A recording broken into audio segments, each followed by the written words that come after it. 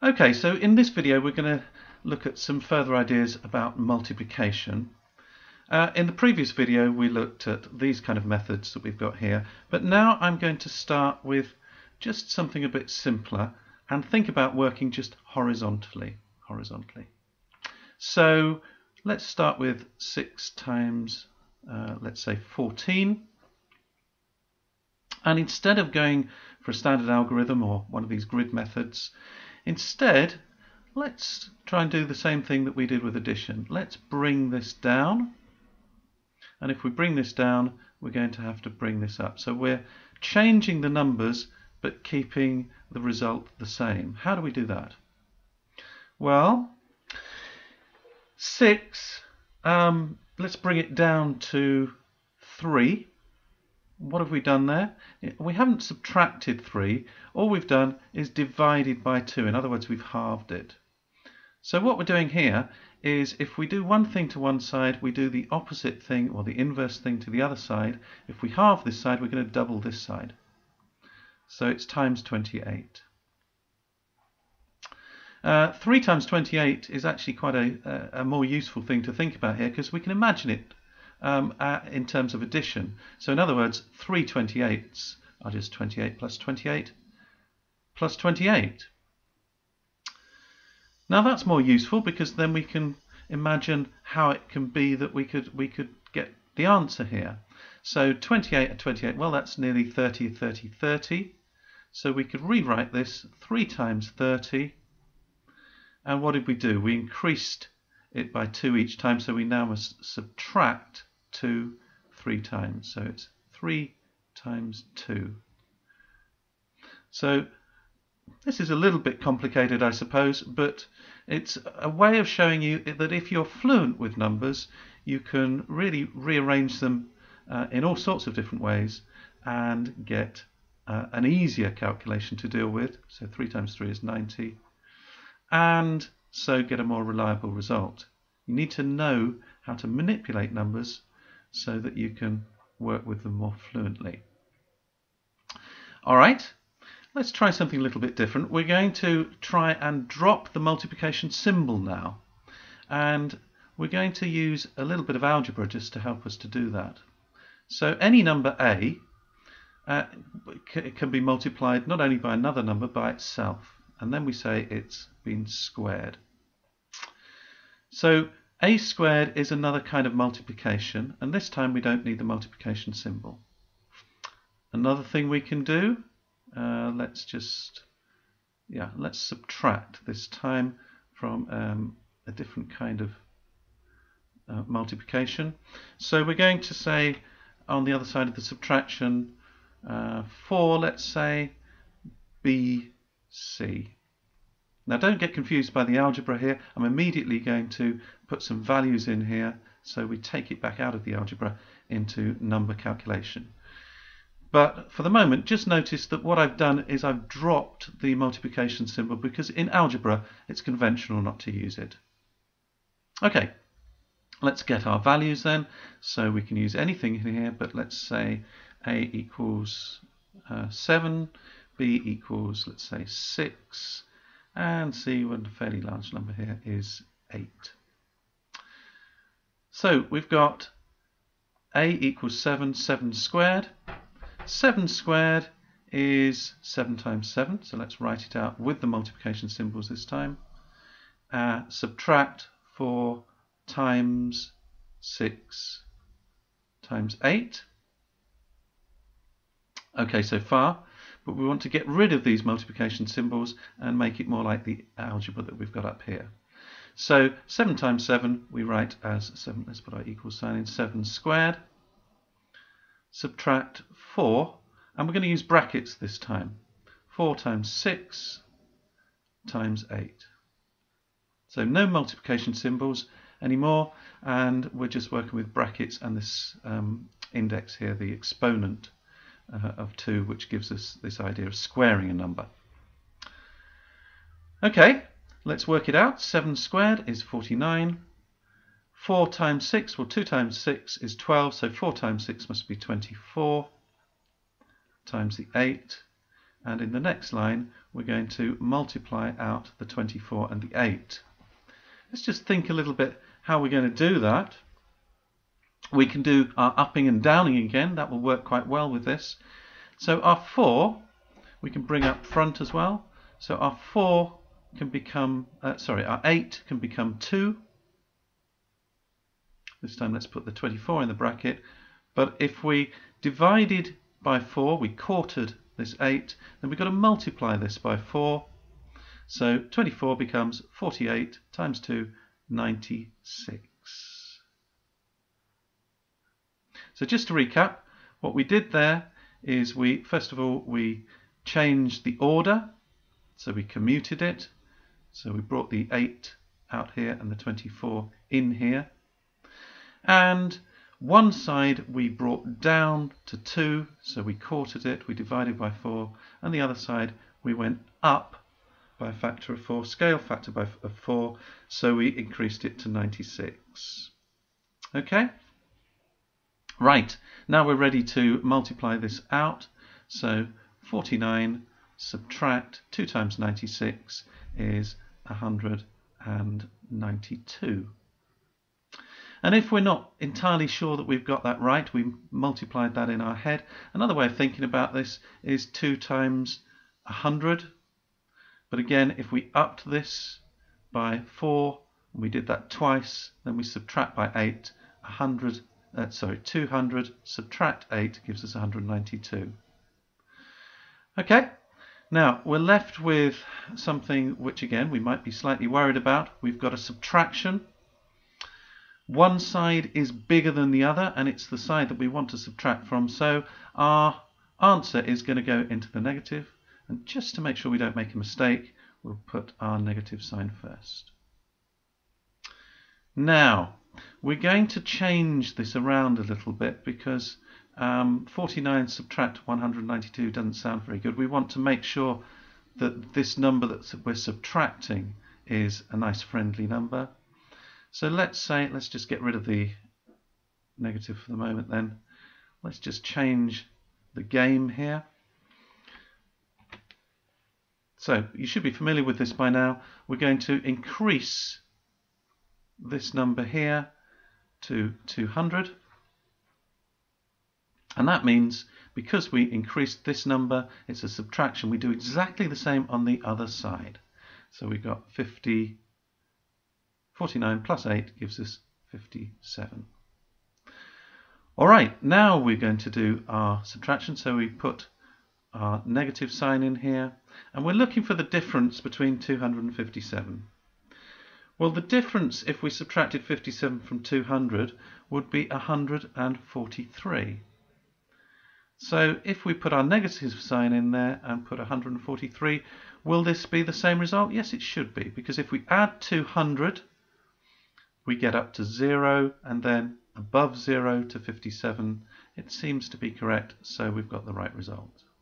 If you're unsure of that, just work it through yourself, perhaps change these numbers again, and make sure that the subtraction here is correct. Okay, finally, I want to look at something a little bit different. We're going to take the idea of using brackets and replace a multiplication symbol. So up here we had something similar going on, so let's use these numbers here. We have 8 times 24.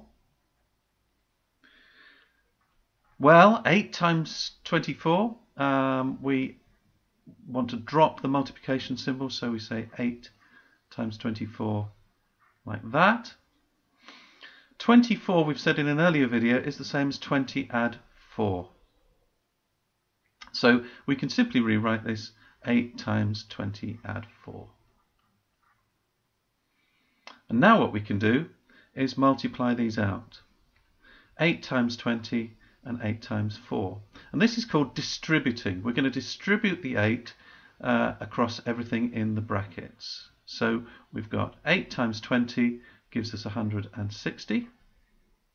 And 8 times 4 gives us, well, 2 times 8 rather is 16. So 4 times 8 will give us 32.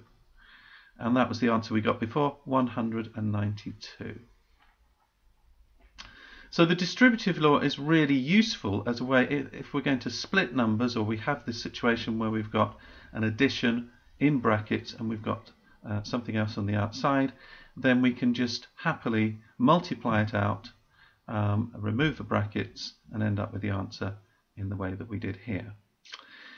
There's one final thing I want to show you, and it's not something I'd necessarily recommend, but it is an alternative to the multiplication methods we used in the last video. That's when we had a 1-digit and a 2-digit number here. We've got something a bit more complicated. Let's choose 13 times 57. 13 times 57.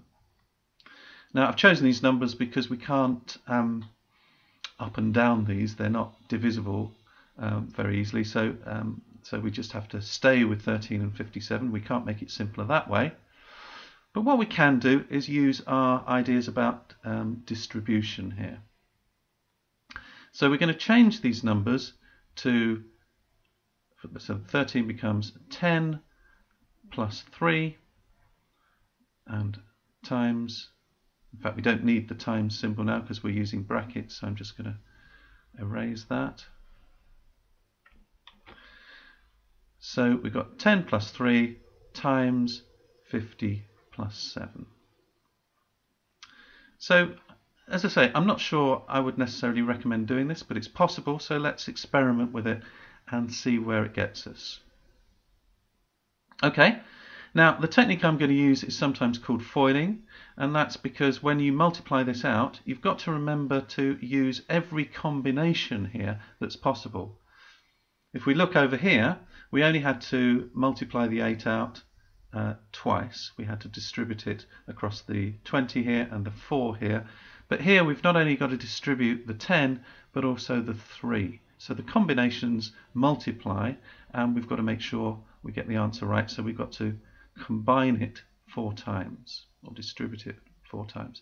So the terms here are FOIL, and they stand for the first numbers in these brackets, the outer numbers in these brackets, the outside numbers, the inner numbers here, and the last numbers. So FOIL helps us to remember how to do this. So we start with the first numbers. 10 times 50 gives us 500. Okay, now we've got the outer numbers. 10 times 7 gives us 70.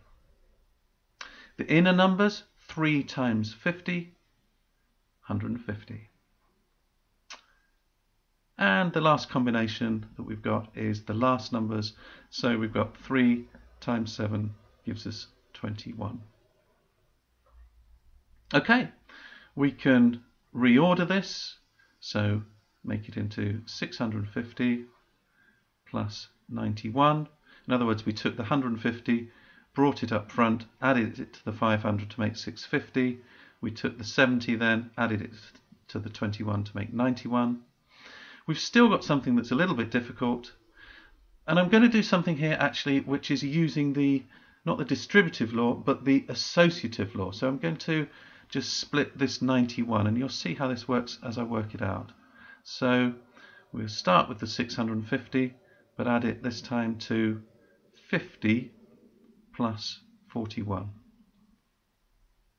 50 plus 41 is the 91 here. But I've done this because I actually want to group it in a different way. So I'm going to remove those brackets. Okay. And just rewrite them the other end of this expression. So 650 plus 50. And you can see how this is much easier to do now. 650 plus 50 gives us 700 plus the 41. And so we're there. 741. So I've used 2 laws there, and in the second part of the video I'm going to show you, we'll summarize all the laws of multiplication I think very quickly, and show you how these do work in a visual way.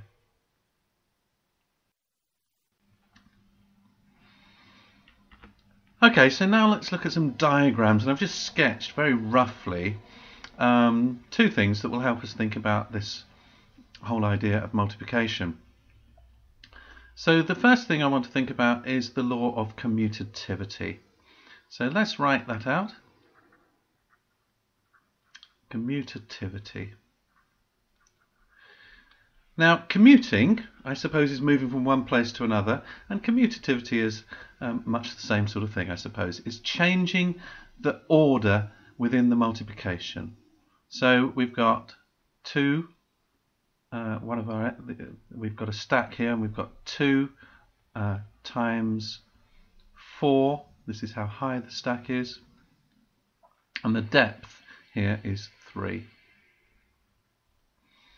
And all that the law of commutativity says is if we change the order here, if we started by thinking about the depth, multiplied then by the, well, let's call it the width, and multiplied by the height, it wouldn't make any difference to how many blocks we've got. So 2 times 4 times 3, we can simply reorder this to become, let's say, 3 times 2 times 4. It's exactly the same thing, so the order doesn't matter, and it's this idea, the idea that we can just shuffle around the numbers, that gives us some of the methods that we've been using in our calculation. Okay, so that's the law of commutativity. Let's look at the second law that we've been using. This is called the law of associativity.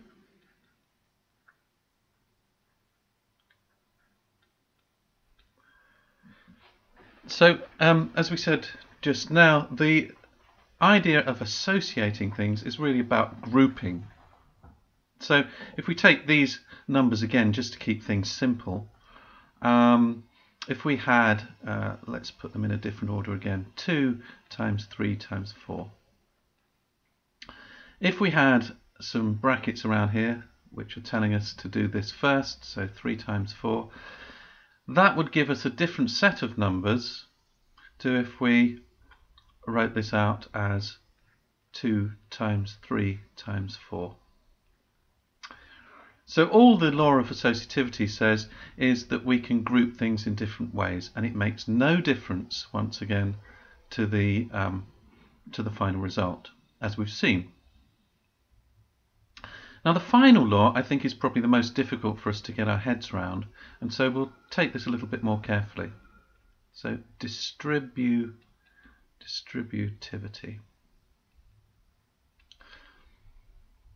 Now distributivity, I think if we do the algebra here, the algebra actually helps. It makes things clearer.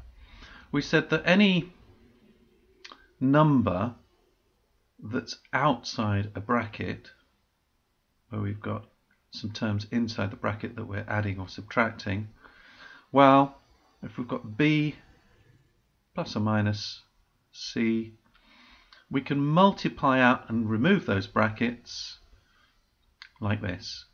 A times b plus or minus a times c. And it's because we get this a in every term here that we say the a has been distributed across the terms inside the bracket here. That's why we call it distributivity. So why is it that this works? Because we've seen that it is quite a useful thing. Let's have a look at this grid here. This kind of we can think of it as similar to rows and columns of a stack. We can think of it, we can call it an array, which is mathematically what it is, and we had the example of knitting before, but again we've got 8 across one end, and we've got another dimension here, so we've got 13 rows, 8 columns, 13 rows. Well, what we're going to say first of all to get this expression here is that A is our 8 and our B plus C is when we split this 13 into 10s and 1s. So if we split this into 10 rows and 3 rows, Okay, so we've got our 3 down here and our 10 here. 10. Then we haven't actually split it up. We've still got 13 here, but and so we've got, but we're thinking about it a different way. So we're saying 8 times 13 is the same as 8 times 10 plus 3. Now we are going to split it up, which will give us the second side of this equation. So if I just change the color here, let's get our orange and put a line through here, dotted line through here. We've now got two things that we're then going to add together. So these are the two things here.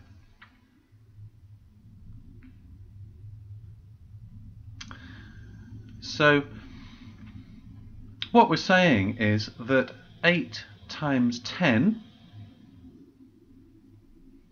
is what we've got in the top area here, and it looks as if there's something different going on here, but actually we've still got 8 columns, haven't we? So we've written the 8 up here. Let's write it again down here, because we've got exactly the same thing down here. In other words, the 8 is repeated and it's distributed across these two things.